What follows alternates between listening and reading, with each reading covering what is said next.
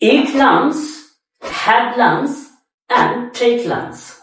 Which one is incorrect? এই তিনটার মধ্যে কোনটি সঠিক আর কোনটি বেঠিক চলুন একটু জেনে আসি। Eat lunch is correct. অর্থাৎ eat lunch এই বাক্যটি সঠিক। যেমন I eat lunch at about 12. অর্থাৎ আমি 12টার সময় খাবার খাই। Have lunch is also correct. অর্থাৎ have lunch এটাও সঠিক। যেমন I have lunch every day. আমি প্রতিদিন লাঞ্চ করি। And last, take lunch. That's not correct. অর্থাৎ take lunch এটা সঠিক নয়।